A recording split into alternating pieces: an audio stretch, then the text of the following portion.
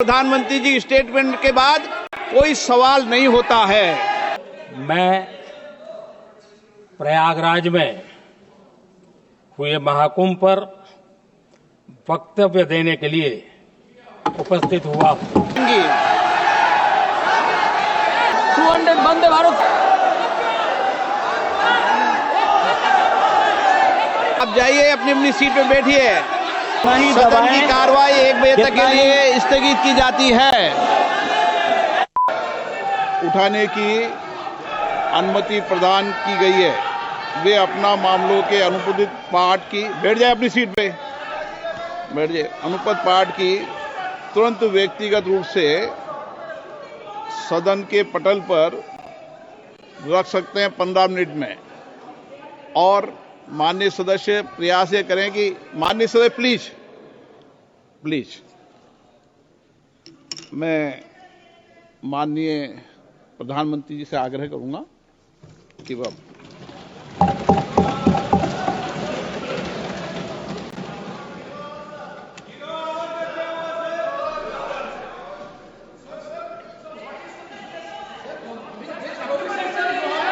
माननीय अध्यक्ष जी, प्लीज मैं बताता हूं, अभी मैं बताता हूं। प्लीज बताता हूं मैं। प्लीज माननीय अध्यक्ष जी, माननीय अध्यक्ष जी, मैं प्रयागराज में हुए महाकुंभ पर वक्तव्य देने के लिए उपस्थित हुआ हूं।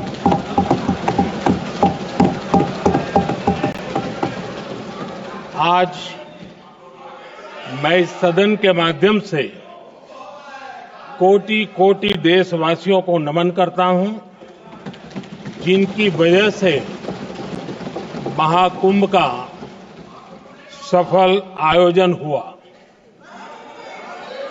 महाकुंभ की सफलता में अनेक लोगों का योगदान है। मैं सरकार के, समाज के सभी कर्मयोगियों का अभिनंदन करता हूं। मैं देश भर के श्रद्धालुओं को, यूपी की जनता, विशेष तौर पर प्रयागराज की जनता का धन्यवाद करता हूं।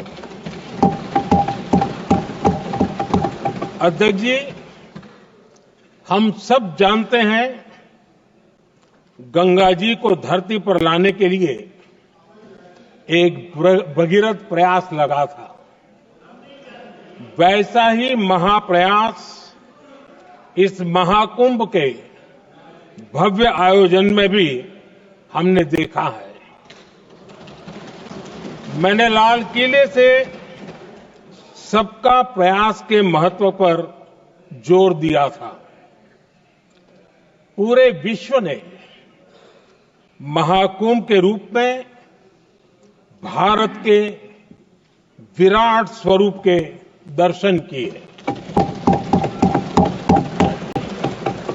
सबका प्रयास का यही साक्षात स्वरूप है। ये जनता जनार्दन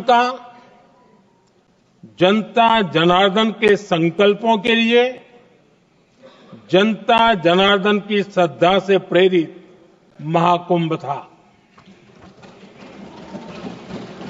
आदरणीय अध्यक्ष जी, महाकुंभ में हमने हमारी राष्ट्रीय चेतना के जागरण के विराट दर्शन किए हैं।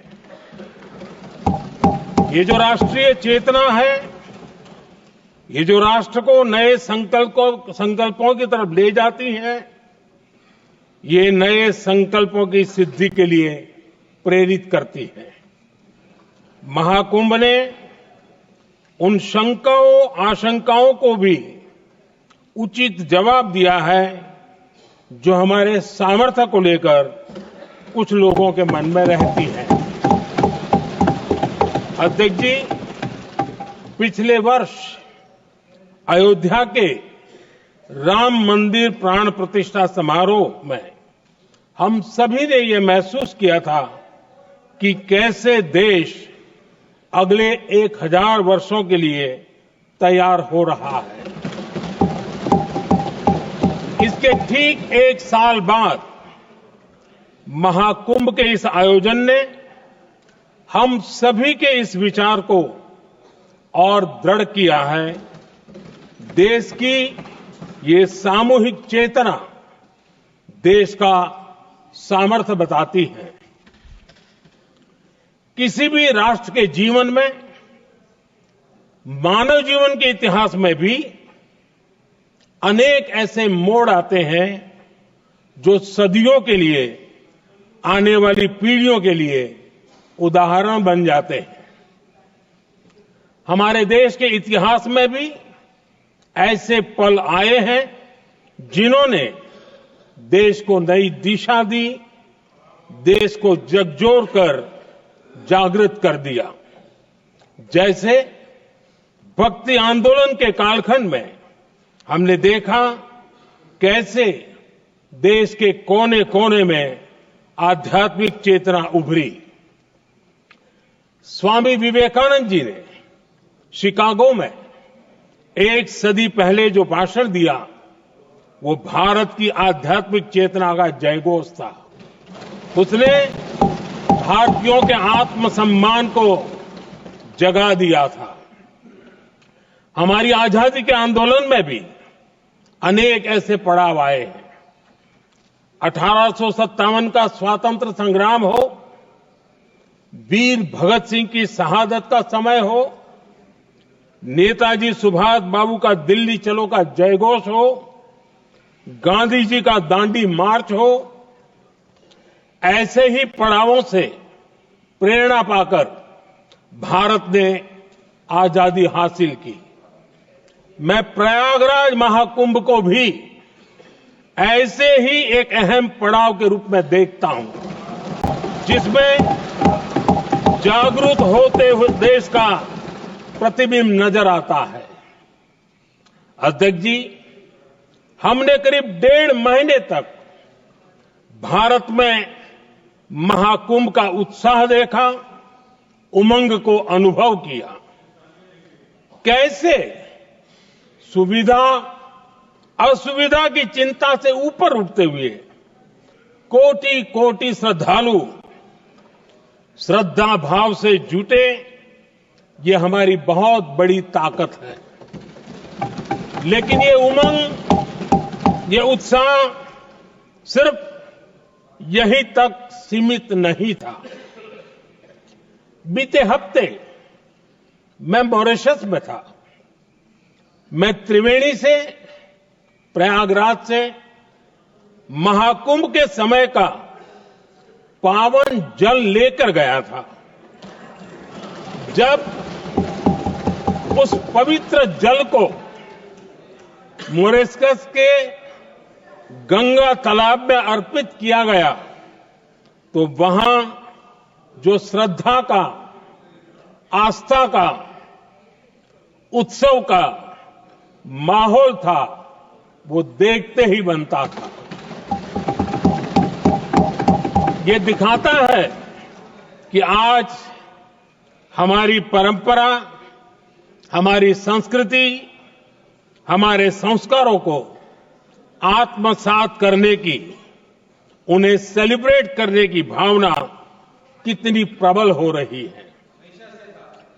अध्यक्ष जी, मैं ये भी देख रहा हूं कि पीढ़ी दर पीढ़ी हमारे संस्कारों के आगे बढ़ने का जो क्रम है, वो भी कितनी सहजता से आगे बढ़ रहा है।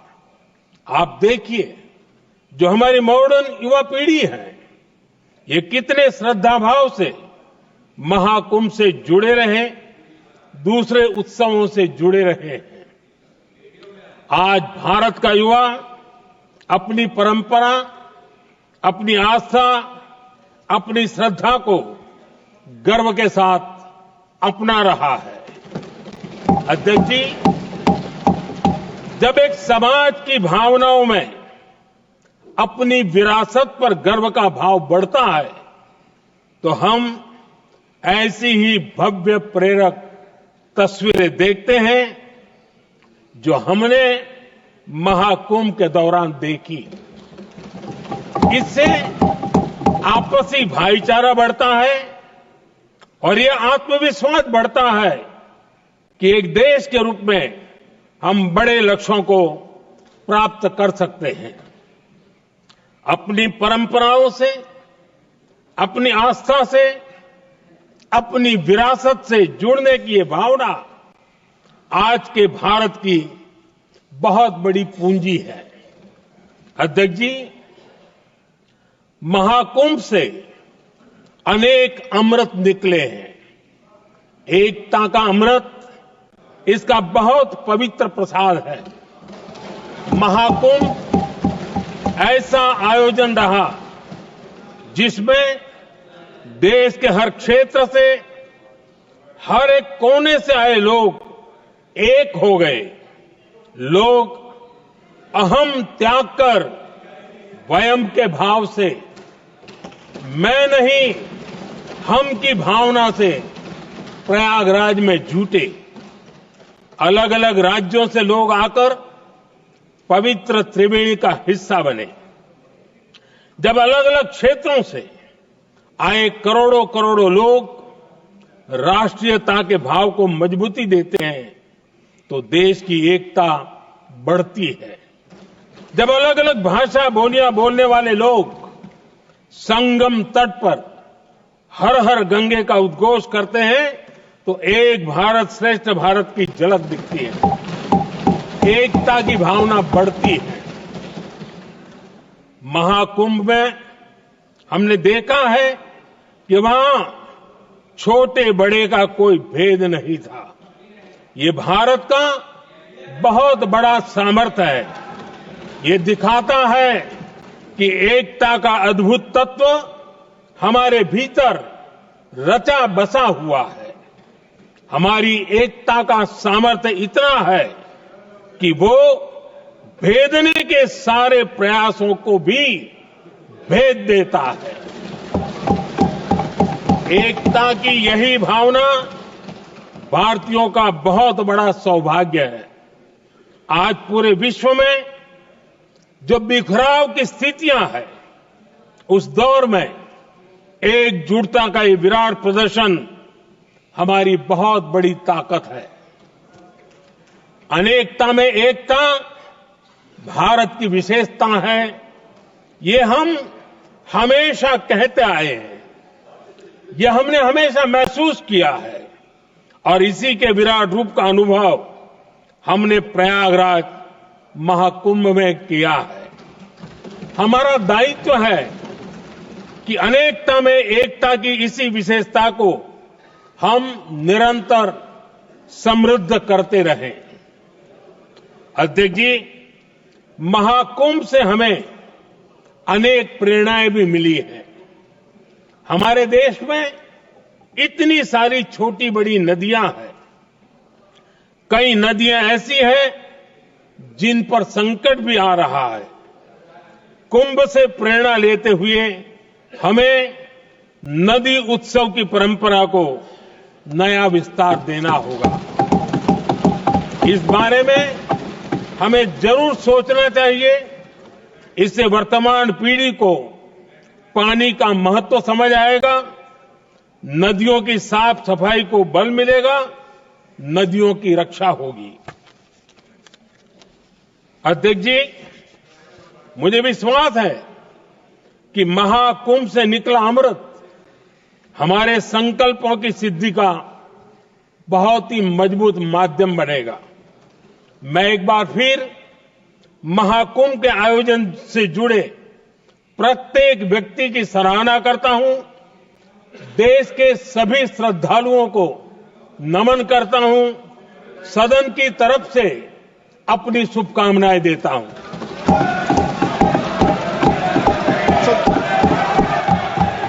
नियम 372 एक मिनट। नियम 372 के तहत आप विद्वान माननीय सदस्य विषय उठा रहे थे ना, इसलिए मैं बोल रहा हूं, आप नियम पढ़ लिया करें। हर विषय सदन नियमों से चलता है।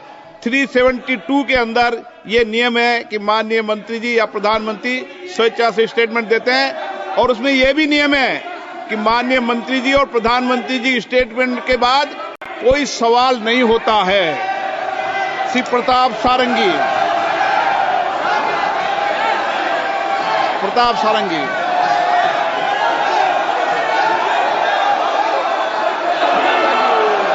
हर हर महादेव, हर हर महादेव। प्रताप सारंगी, बोलिए प्रताप सारंगी जी।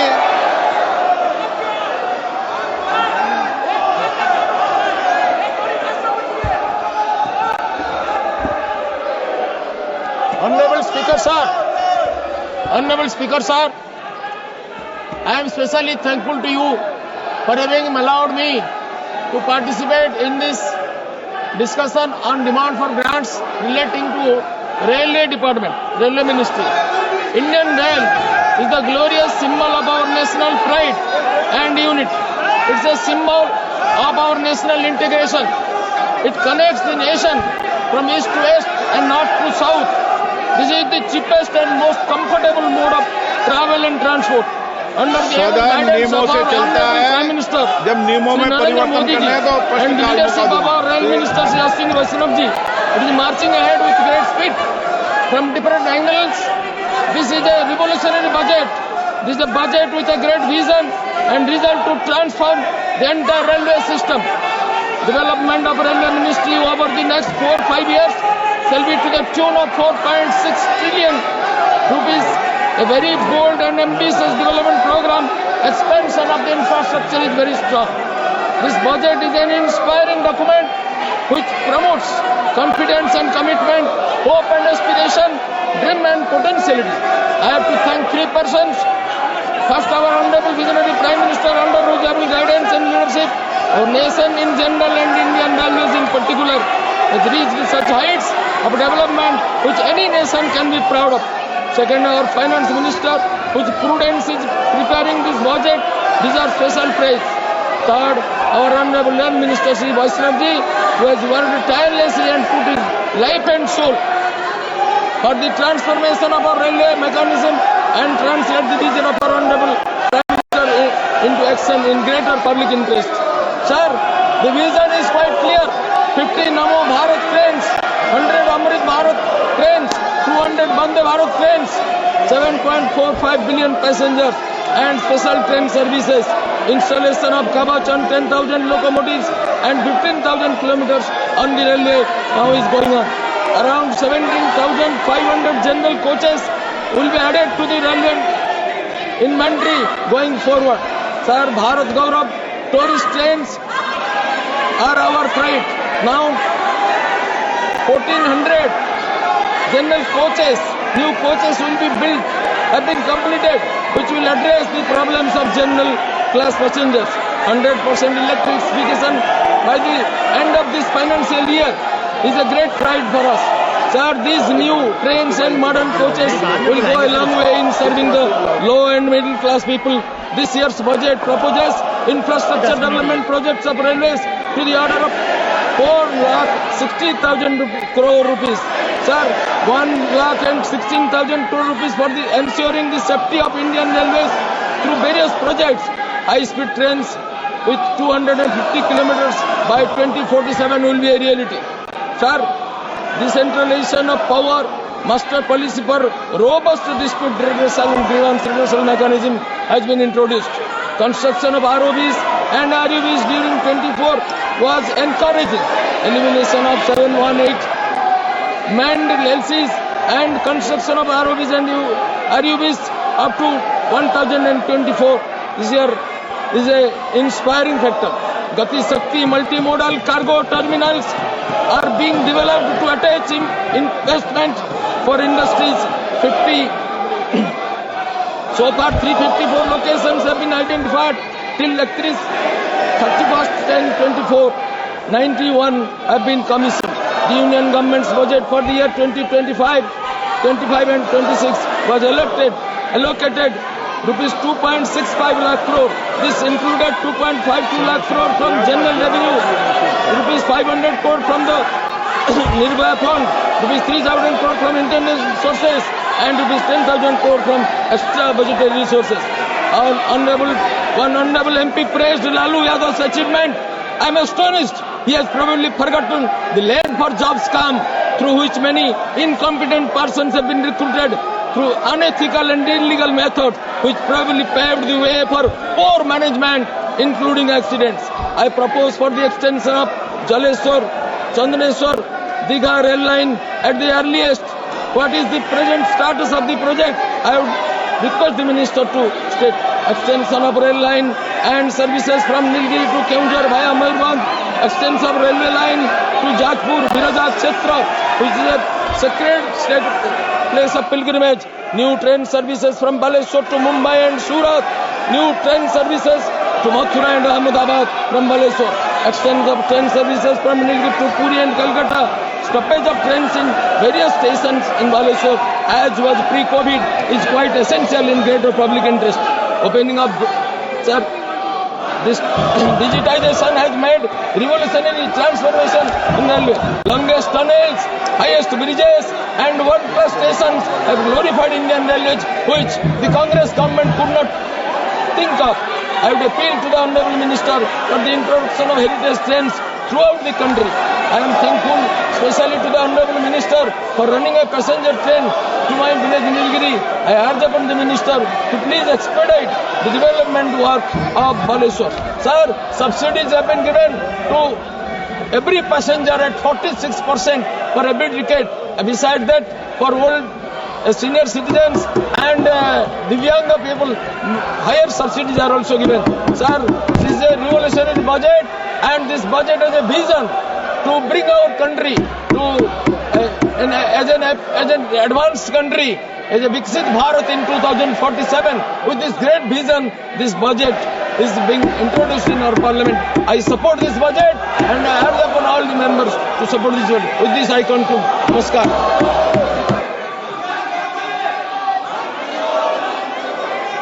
चलिए आप बैठिए अपने अपने सीट पे, माननीय मंत्री जी जवाब देने वाले हैं। फिर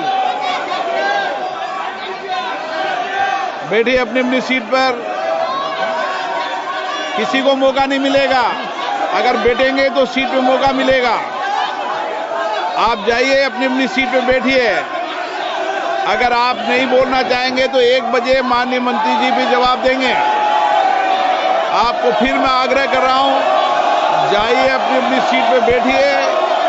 अगर आप अपनी सीट पे नहीं बैठेंगे तो 1 बजे माननीय मंत्री जी जवाब देंगे। तैयार है आप? नहीं बोलना आपको? चलिए। श्री अजय भट्ट,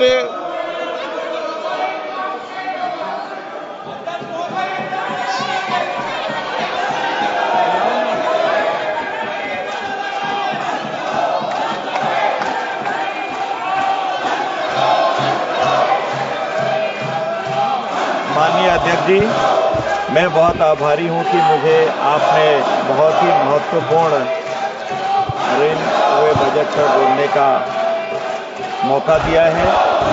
मान्यवर 10 सालों में रेलवे ने पूरा कायाकल्प कर दिया है। माननीय प्रधानमंत्री जी के नेतृत्व में रेल मंत्री जी ने 100% वो कार्रवाइयां की है जिसका देश को जरूरत थी। मान्यवर विपक्ष क्यों पता नहीं इतना नाराज रहता है। आज नहीं 5 साल पहले और इस समय लगातार जिस किस्म से व्यवहार है वो किसी के लिए भी अच्छा नहीं है और पूरा दुनिया देख रही है और पूरी तरह से देश देख रहा है कि विपक्ष के हालात क्या है। अगर आप सीट पर मैं इसमें इतना ही कहना चाहता हूं, का मौका दूंगा। अगर आप सीट पर नहीं अंधेरों की साजिशें 1 बजे माननीय मंत्री जी जवाब देंगे। आप अपनी सीट पर बैठिए। आप अपनी सीट पर बैठिए। नहीं बैठना चाहते हैं मैं इतना ही कहना चाहता हूं, मान्यवर, अंधेरों की साजिश है अगर आप सीट पे बैठेंगे रोज तो रोज 1 होती बजे है, तक माननीय फिर भी उजालों की नहीं जीत तो 1 बजे हर सुबह होती है। माननीय मंत्री जी जवाब देंगे। आप कितना ही सदन की दबाएं, कार्रवाई 1 बजे तक कितना के ही लिए स्थगित की जाती है।